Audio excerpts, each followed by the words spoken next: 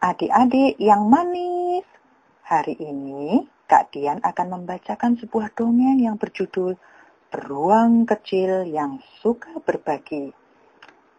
Kakak yakin adik-adik pasti suka pada beruang kan?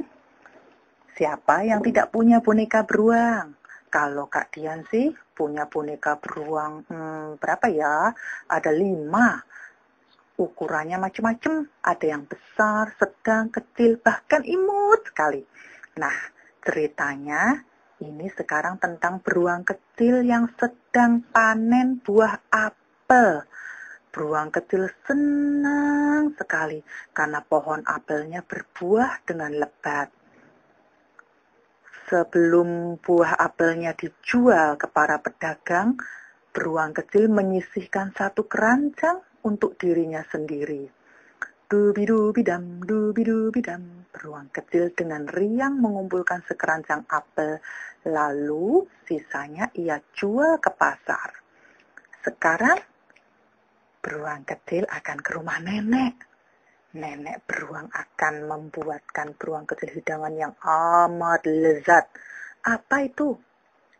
Apel panggang oles madu. Adik-adik suka madu nggak?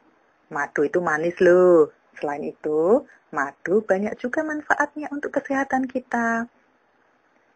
Sambil berjalan ke rumah nenek, beruang kecil tak henti-hentinya menelan air ludahnya. Enak sekali. Nanti apel panggang madu. Buatan nenek beruang. Asik sekali, katanya sambil tersenyum-senyum sendiri. Tapi tiba-tiba ia mendengar suara di balik semak-semak. Suaranya kok seperti suara tangisan ya.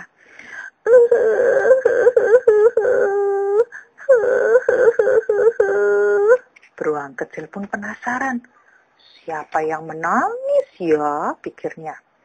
Ia lalu menengok ke balik semak-semak. Oh lala, ternyata itu Bapak Rusa dan 3 anaknya. Pak Rusa, kenapa kamu menangis? Tanya beruang kecil.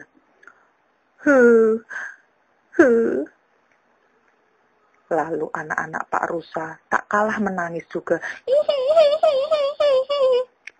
Loh, sebentar, sebetulnya ada apa sih? Tanya beruang kecil. Begini beruang kecil, kakiku terluka karena terperangkap jebakan pemburu. Malang sekali istriku bahkan tertangkap oleh pemburu-pemburu itu. Sekarang kakiku sakit, aku tak bisa berjalan.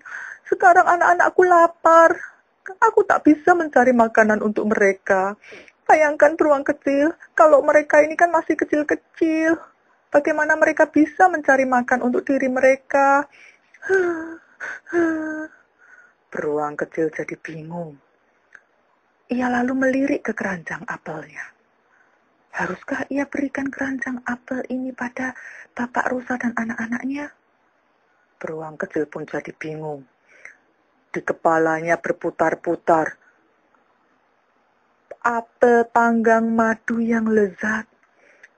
Atau wajah ketiga anak Pak Rusa yang sangat memelas. Apel panggang madu yang lezat. Atau ketiga anak Pak Rusa. Beruang kecil bingung. Beruang kecil lalu berpikir. Sudah lama sekali ia tidak makan apel panggang madu dari nenek. Kalau harus menunggu panen apel lagi, ya masih lama. Tapi lalu beruang kecil melihat lagi ke wajah ketiga anak Pak Rusa. Rasanya tak mungkin ia bisa menikmati apel panggang madu, tapi membiarkan ketiga anak Pak Rusa itu kelaparan. Sambil menghela nafas, beruang kecil berpikir lagi. Pikir. Tara! Tapi beruang kecil tak membutuhkan waktu yang lama untuk berpikir. Beruang kecil segera memutuskan. Ia akan memberikan sekeranjang apel itu pada Pak Rusa. Supaya ketiga anak Pak Rusa bisa makan dan bisa punya persediaan makanan yang cukup sampai Pak Rusa menyembuhkan kakinya. Lalu, bagaimana dengan apel panggang oles madunya? Beruang kecil tak khawatir. Nenek beruang itu pandai memasak. Andai kata hari ini beruang kecil tak bisa makan apel panggang oles madu, beruang kecil yakin nenek beruang pasti akan memasakkannya makanan yang lain yang tak kalah lezatnya. Mungkin, apa ya? Mungkin pisang oles madu?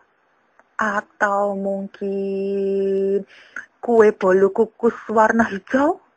Atau mungkin, nggak tahu. Pokoknya nenek pasti punya makanan lain yang bisa dinikmati oleh beruang kecil. Nah, sekarang beruang kecil hatinya sungguh senang. Dan Pak Rusa pun senang. Tak henti-hentinya ia mengucapkan terima kasih pada beruang kecil. Dan beruang kecil pun menjawabnya, tak usah berterima kasih padaku Pak Rusa. Sudah kewajibanku untuk menolong Pak Rusa dan anak-anak. Selamat menikmati apel yang lezat ini ya Pak. Dan semoga kakimu cepat sembuh. Terima kasih beruang kecil, jawab Pak Rusa. Terima kasih kakak beruang, kata anak-anak Pak Rusa. Dan beruang kecil pun melanjutkan perjalanannya ke rumah nenek. Sekarang semuanya tersenyum, semuanya bahagia.